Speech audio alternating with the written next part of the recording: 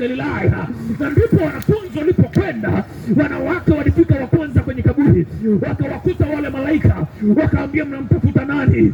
Mnamtafuta aliye hai katika wafu, kama alivyowaambia atakuwepo Galilaya, si mwingine. Ubarikiwe, jina lake ni Yesu, yuko Galilaya kama alivyowaambia, nendeni Galilaya, mtamkuta. Hakuna mtume, hakuna nabii, hakuna mwalimu, hakuna mwinjilisti, hakuna mchungaji alishawahi kufa na kufufuka. Yuko mwanaume mmoja, na alipofufuka alikaa duniani siku 40, anaonekana, baadaye akapaa mbinguni akiwa Galilaya. Ndiyo Yesu Kristo mnayemsema habari zake. Yesu sio nabii wa kawaida, wala Yesu sio mtume wa kawaida, wala sio mwalimu wa kawaida. Alikuwa ni Mungu kwa 100%. Ni Mungu aliyeamua kuvaa mwili wa mwanadamu, akakaa na wanadamu.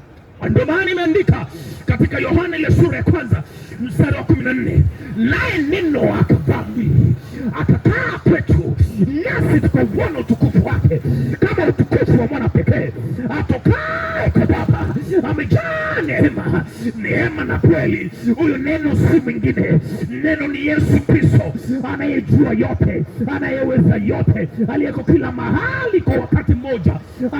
Anaitwa mzee wa siku. Kwa nini anaitwa mzee wa siku? Maana ameziweka kwenye mikono yake siku. Yeye anazihesabu siku za mwanadamu, na mwanadamu yote ambaye yuko chini ya jua siku zake zinahesabika, na anajua siku ya kila mmoja, na majina yetu wote ya wanadamu yameandikwa kwenye kitanga cha mikono yake, na kuta zetu ziko mbele yake, anazitazama. Mimi nataka kukuambia leo, unapotafuta paseni, Mungu anakujua kwa jina lako, anajua matatizo yako, anajua shida zako. Ili Mungu awe Mungu lazima ajue yote. Ili Mungu awe Mungu lazima aweze yote. Ili Mungu awe Mungu lazima awepo kila mahali kwa wakati mmoja. Anajua hata idadi ya nywele zako kwenye kichwa. Hiyo ndio Mungu unayemsema habari zake, hajawahi kushindwa.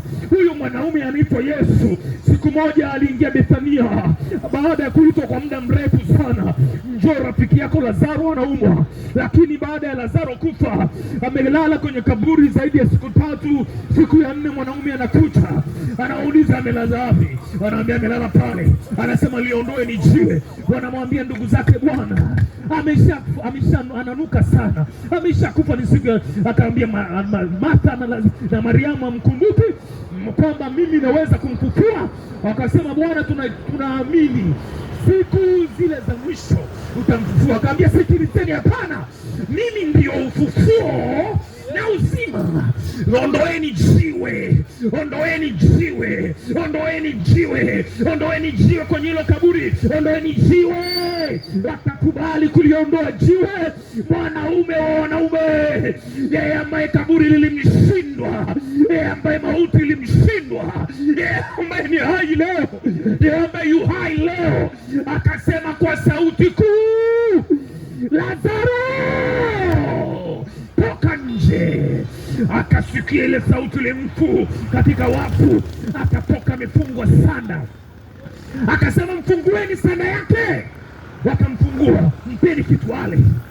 Huo ulikuwa ni muujiza wa ajabu wa mwanaume Yesu aliyemfufua mtu aliyekufa siku 4 amelala kaburini.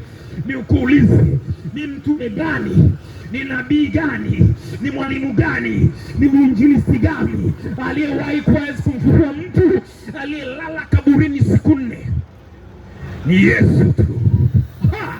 Yu hai leo, ni Yesu tu, ni Yesu peke yake. Huyo ndo mwenye uwezo wa kufufua.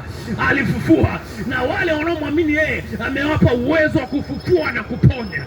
Ndio maana akasema, ishara hizi zitafuatana na hao waaminio, kwa jina langu watatoa pepo, watasema kwa lugha mpya, watashika vitu vyenye kuficha, watakunywa vitu vyenye kuficha, nao watadhurika, wataweka mikono juu ya wagonjwa, nao watapokea afya.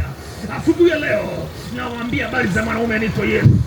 Wengi wanaweza kufikiri natonga maji kwenye kinu, wengi wanaweza kufikiri naweka maji kwenye gunia, lakini nataka kuambia mimi muda wangu unasoma, na mimi ujira wangu unaingia mbinguni. Maana ninawaambia ile kweli, napanda mbegu ya neno la Mungu. Sijaja kuhubiri dini hapa. Ndio maana hata siku moja nikija hapa siwaambie habari ya dini yangu, wala siwaambie habari ya dhehebu langu. Ninawaambia habari ya neno la Mungu lilo hai, kwa maana